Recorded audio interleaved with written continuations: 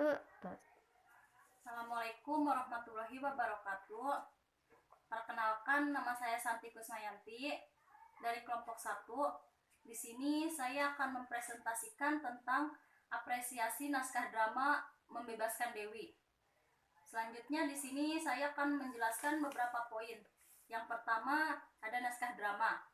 Naskah drama merupakan naskah tertulis yang berbentuk dialog, yang menggambarkan watak seseorang dalam kehidupan, yang berfungsi sebagai naskah sastra maupun sebagai naskah untuk dipentaskan. Pada umumnya, kumpulan cerpen Santi Agatha ini merupakan sebuah kisah pendek hasil pemikiran serius dan pendalaman karakter yang penuh warna. Cerpen yang saya alihwahanakan di sini memberikan berbagai macam emosi, air mata, kebahagiaan, dan kepedihan. Lalu ada juga rasa syukur. Dalam naskah drama ini pasti selalu memiliki unsur intrinsik yang dapat membangun karya sastra itu sendiri. Unsur inilah yang menyebabkan karya sastra hadir sebagai karya sastra yang faktual, yang dapat dijumpai jika orang membaca karya sastra. Selanjutnya adalah landasan teori.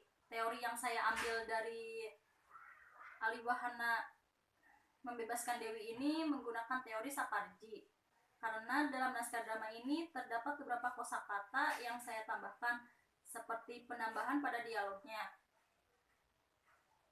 Sebuah karya sastra ini berunsurkan fiksi, yang menyarankan pada pengertian hubungan atau pembangunan yang bersifat timbal balik, saling menentukan, saling mempengaruhi, yang secara bersama-sama membentuk satu kesatuan yang utuh. Lalu identitas penulis. Identitas penulis yang saya ambil dari kumpulan cerpen ini, Santi Agatha merupakan perempuan biasa-biasa saja yang merupakan seorang istri yang merangkap sebagai wanita karir yang mencuri waktu untuk menuliskan rangkaian kata-kata. Di sela-sela kesibukan setiap harinya, Santi Agatha ini mengkhususkan genre novelnya pada genre romantis. Karena penulis Santi Agatha ini tak pernah habis mengagumi begitu banyak kisah indah yang bisa dimunculkan dari dua manusia yang saling mencintai. Saat ini Santi Agatha tinggal dan hidup di kota Bandung, di tengah hujan dan dalam rumah yang mungil, yang tinggal bersama suami tercinta. Dia juga hingga sekarang masih suka menulis cerpen, puisi, dan novel untuk merangkai kata-kata yang ada di benaknya dengan dituangkan ke dalam karya sastra. Selanjutnya unsur intrinsik. Unsur intrinsik dalam cerpen ini memiliki dua elemen pembangun cerpen, dan kedua unsur cerpen tersebut saling berkaitan. Jika salah satunya hilang, maka diibaratkan seperti bangunan akan roboh. Sama halnya dengan karya unsur intrinsik. Jika salah satu poinnya hilang, maka tulisan tersebut tidak bisa disebut sebagai cerpen. Unsur intrinsik di dalamnya terdapat beberapa macam, yaitu ada tema, tokoh, alur cerita, latar belakang, gaya bahasa, sudut pandang, dan amanat. Selanjutnya di sini saya akan menjelaskan tentang tema. Tema dalam cerpen ini bertemakan tentang kesedihan, karena dalam cerpen ini berakhir tragis.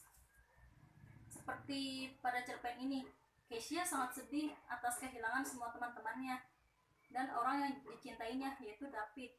Dia menyesali perbuatannya karena dia tidak percaya kepada kepala desa bahwa Dewi yang ia bebaskan adalah bocah yang telah dirasuki iblis dan telah membunuh ibunya menggunakan pisau.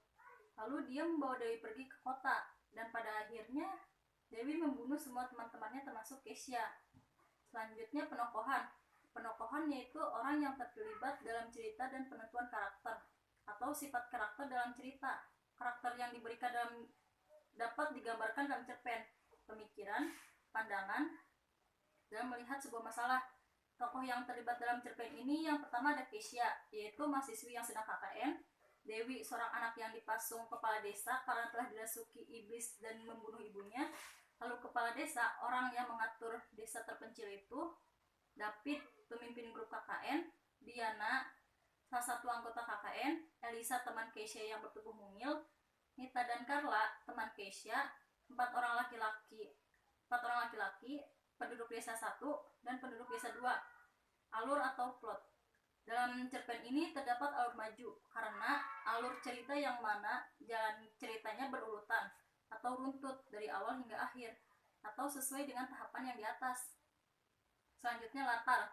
Latar adalah peristiwa atau kejadian yang mana ada beberapa yang terlibat dalam waktu, suasana, dan tempat. Yang pertama adalah latar tempat. Latar tempat pada cerpen ini terdapat di mobil, di hutan, di rumah, di villa penginapan, di desa terpencil yang jauh dari pusat kota. Selanjutnya ada latar waktu. Latar waktu dalam cerpen ini pagi hari, siang hari, sore hari, dan malam hari. Selanjutnya latar suasana. Latar suasana dalam cerpen ini terdapat suasana yang menyedihkan, penyesalan, dan keseraman. Lalu latar sosial. Latar sosial yaitu latar yang berkaitan dengan karya fiksi seperti kebiasaan hidup mereka, adat istiadatnya, agama, dan tradisi. Lalu latar sosial dalam cerpen ini yaitu mereka sangat kental dengan tradisi yang mereka percayai seperti adat klinik. Menurut dia, adat klinik merupakan orang yang membunuh, maka dia percaya bahwa orang tersebut telah dirasuki iblis. Selanjutnya sudut pandang. Sudut pandang yaitu bagaimana cara memandang tokoh. Sudut pandang di sini dapat menempatkan diri tokoh tersebut pada posisi tertentu dalam cerpen. Lalu sudut pandang dalam cerpen ini adalah orang pertama aku, yaitu tokoh Kesha. Selanjutnya di sini saya akan menjelaskan sinopsis cerita membebaskan Dewi. Pada suatu hari terdapat sebuah sekumpulan mahasiswa yang sedang KKN di desa terpencil yang jauh dari pusat kota. Lalu mereka memutuskan untuk meminta izin kepada kepala desa tersebut. Lalu akhirnya kepala desa tersebut mengizinkan. Setelah beberapa bulan, akhirnya mereka telah KKN di sana dan mereka sangat senang karena mereka bisa membantu masyarakat dalam semua hal, seperti mereka membantu masyarakat bisa mengolah sampah menjadi bahan daur ulang, lalu barang bekas menjadi barang yang bisa guna pakai. Selanjutnya setelah mereka selesai menjalankan tugas KKN-nya, mereka ingin beranjak pulang, tetapi Kesha melihat ada salah satu anak yang dipasung di belakang rumah kepala desa. Lalu Kesha bertanya, kenapa anak ini dipasung, Pak? Kepala desa itu menjawab, anak ini telah dirasuki iblis dan telah membunuh ibunya. Kemudian Kesha menjawab, apa buktinya kalau anak ini telah membunuh ibunya? Buktinya dia telah dirasuki iblis dan memegang pisau yang ditancapkan kepada perut ibunya. Lalu Kesha menjawab, bagaimana mungkin anak kecil bisa membunuh ibunya? Lalu kepala desa itu menjawab, ya karena dia telah dirasuki iblis. Lalu Kesha ngotot, dia akan membawa Dewi ke kota dan akan menjaganya. Apabila dia terdapat gangguan jiwa, maka dia akan dikasihkan ke rumah sakit untuk dirawat. Lalu kepala desa itu memberikan izin Dewi untuk dibawa ke kota. Tetapi pada saat jalan pulang, mereka kelelahan dan dia memutuskan untuk menginap di penginapan. Untungnya hari ini bukan hari libur, jadi penginapan sepi.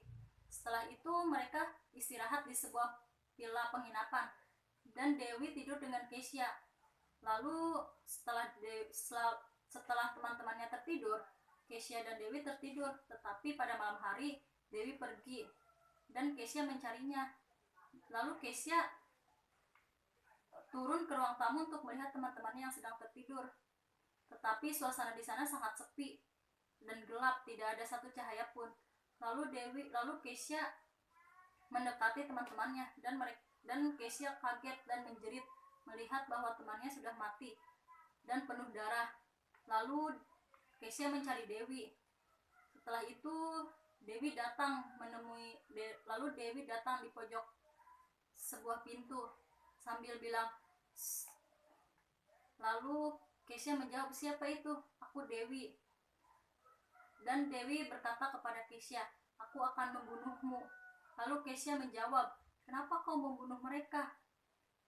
Karena kau telah membebaskanku. Terima kasih. Presentasi dari saya. Wassalamualaikum warahmatullahi wabarakatuh. Sekian.